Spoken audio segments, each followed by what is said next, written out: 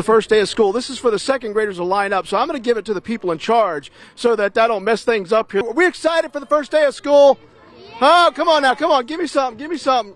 Yeah, that's what I'm talking about. But we lead off extra with some breaking news right now. The Houston County Sheriff is expected to announce new charges in the case of a pregnant teenager from Florida whose body was found in Dothan. One person is already charged with capital murder in the case.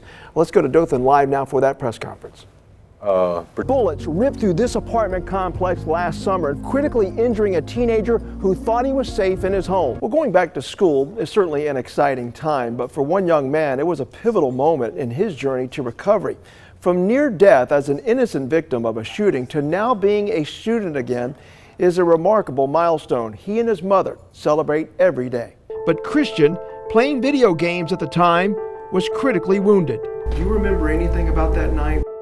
One shot, that's it. I told God when he was a baby, I gave him to you.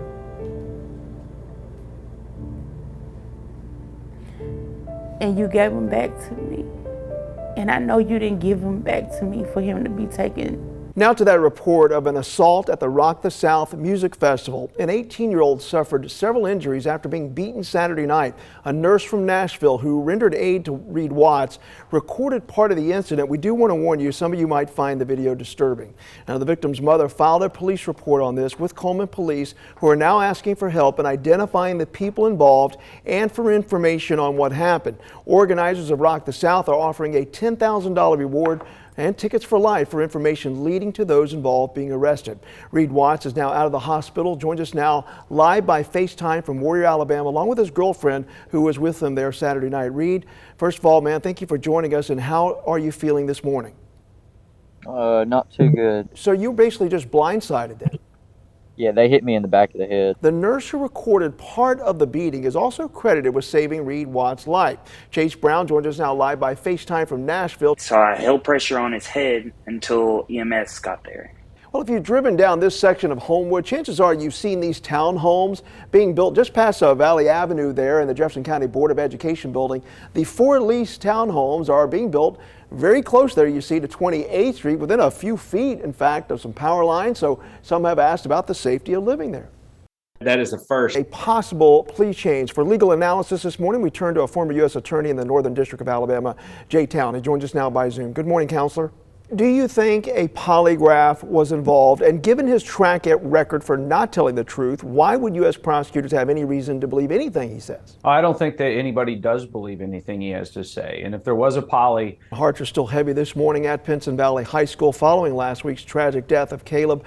Head coach Gerald Barber, who has spent a lot of time with Caleb's family, joins us now live by FaceTime to share more about this special young man. Coach, our continued prayers to you, the family, and everybody else impacted.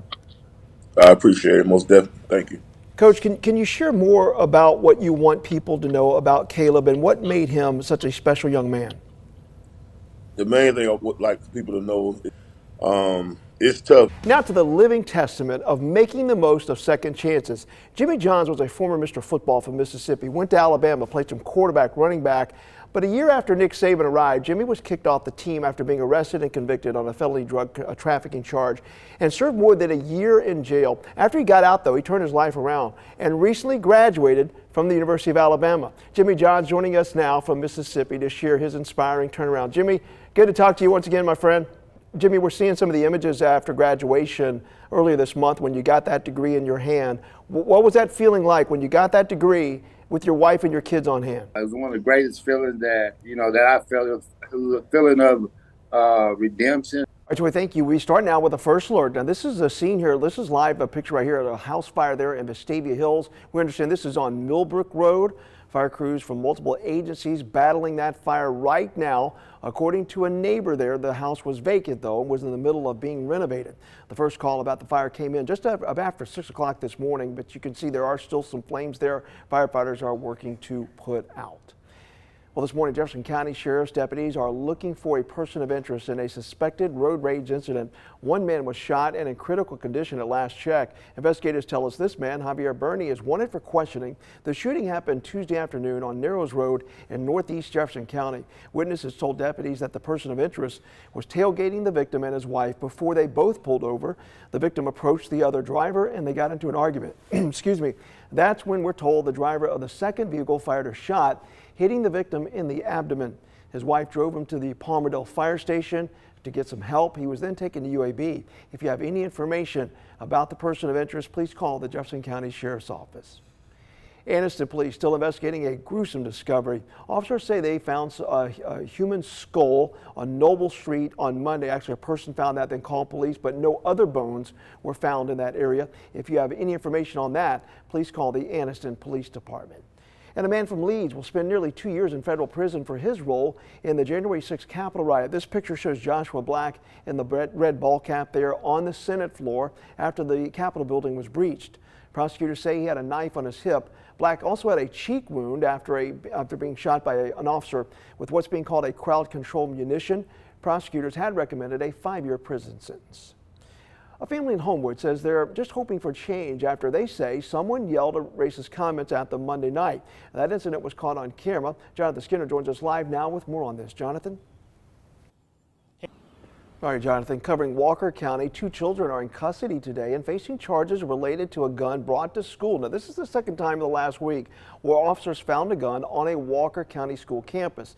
On Monday, Cordova police said they found a 9mm Glock at Bankhead Middle School. Officers say one student gave it to another student last Friday. Both juveniles face charges and will be disciplined by the school system. They have also been transferred to a juvenile detention facility.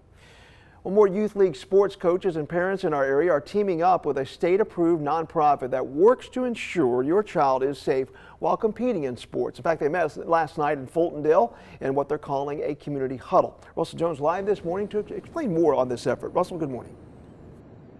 Hey, on your side. All right, thank you, Russell. We're also on your side with a reminder to stay cool as these temperatures get hotter throughout the summer. And sadly, an 86-year-old woman, you saw her picture there, she's from Mobile. She died Monday after suffering a heat stroke while gardening.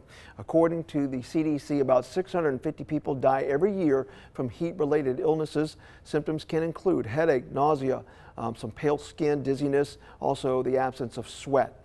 Keep in mind, obviously, we're not even to the hottest parts of the year for the South. Stay hydrated, folks. That's another issue. In Shelby County, city leaders in Montevallo are reacting to the 39 arrests from that vandalism investigation at Montevallo High School. Mayor Rusty Nick says it probably started out as a prank, but the situation escalated when they found the building had been spray painted and syrup was poured all over the floor. The mayor says people just need to slow down and think before they act. Just keep in mind or anything like that. Well, many of those arrested were students facing charges that range from burglary to criminal mischief. Not all the students who are charged are students at Montevallo.